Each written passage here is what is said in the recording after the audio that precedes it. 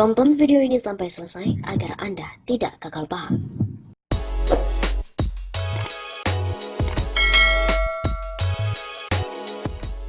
Jadi aib besar korupsi Menteri Sosial Republik Indonesia di saat pandemi COVID-19 jadi sorotan dunia internasional. Menteri Sosial Republik Indonesia, Juliari Peter Batubara, ditetapkan sebagai tersangka oleh Komisi Pemberantasan Korupsi (KPK) dalam kasus korupsi bantuan sosial COVID-19. Mensos ini juga menerima total 17 miliar rupiah. Sungguh, ini adalah aib besar bagi bangsa Indonesia. Di masa pandemi, Menteri Sosialnya malah korupsi bansos yang diberikan kepada rakyat. Korupsi bantuan sosial untuk penanganan pandemi ini menjadi sorotan dunia internasional. Berbagai media internasional dari Barat, Asia, Amerika Latin sampai dengan Timur Tengah memberitakannya. Yang pertama adalah media dari France 24, memberitakan Indonesia Minister arrested over pandemic aid corruption. Kemudian yang kedua, dari South China Morning Post menuliskan, Indonesia Minister Juliari Batubara accused of embezzling coronavirus aid funds. Kemudian yang ketiga, dari The Sydney Morning Herald memuat headline, Indonesia's Social Minister named suspect in $1 million bribery. Kemudian yang keempat, dari Hindustan Times memberikan judul, Julian Batubara, Indonesia's Social Minister named suspect after bribery raid. Kemudian yang kelima, dari AFP, menyoroti Indonesia Minister arrested over pandemic aid corruption. Kemudian yang keenam, media utama Timur Tengah Al Jazeera dengan topik pemberitaan, Indonesia, Batubara named suspect in COVID-19 corruption case. Kemudian dari The Jakarta Post, Minister Juliari named suspect in COVID-19 aid graft case. Dari BBC, Indonesia Minister accused of bribery following raid. Kemudian dari ABC News, Indonesia Minister turns himself in for COVID-19 aid graft. Selain itu ada pula dari media Ace Oregonian dengan judul beritanya Indonesia Minister turns himself in for COVID-19 aid graft. Dan masih banyak lagi.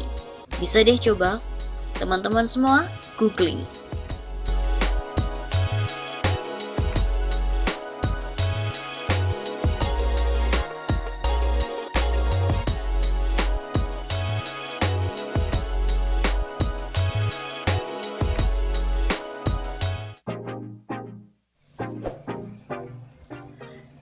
Juliari, Wakil Bendahara PDIP. Apakah uang suap dana bansos mengalir ke PDIP? Komisi Pemberantasan Korupsi atau KPK terus mendalami dugaan aliran suap pengadaan dana bansos COVID-19 yang menjerat Mensos Juliari Peter Batubara. Meski tak secara khusus menyebut partai tertentu, PLT Jubir KPK Ali Fikri mengatakan pihaknya belum sampai ke arah sana. Adapun seperti diketahui, selain sebagai Menteri Sosial, Juliari Batubara memegang jabatan di PDIP sebagai Wakil Bendahara Umum. Dia Wakil Bendum Parpol, yaitu faktanya. Apakah kemudian ada aliran dana ke parpol tertentu yang dia ada di situ? Ini kan bagian materi penyidikan. Nanti akan digali lebih lanjut dalam proses saksi. Kata Ali di Gedung Merah Putih Jakarta pada hari Minggu 6 Desember.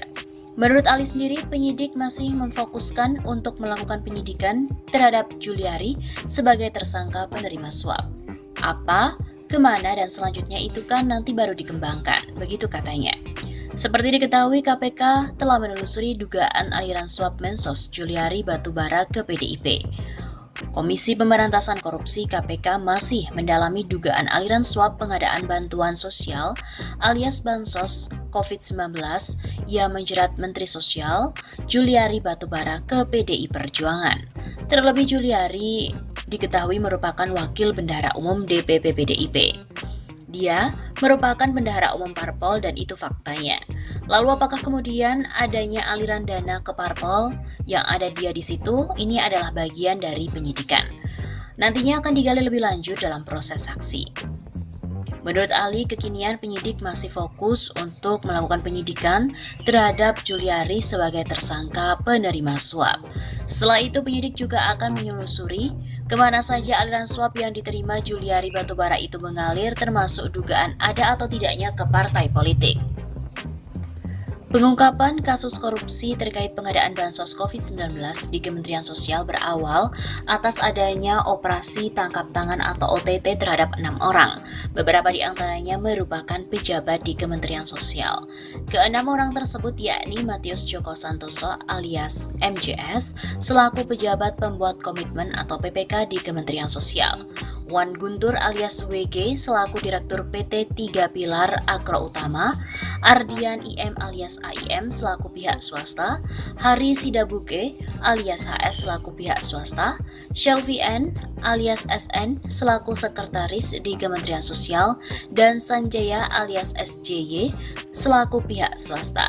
Mereka terjaring OTT KPK di beberapa wilayah di wilayah Jakarta pada hari Sabtu 5 Desember sekiranya pukul 2 dini hari waktu Indonesia Barat.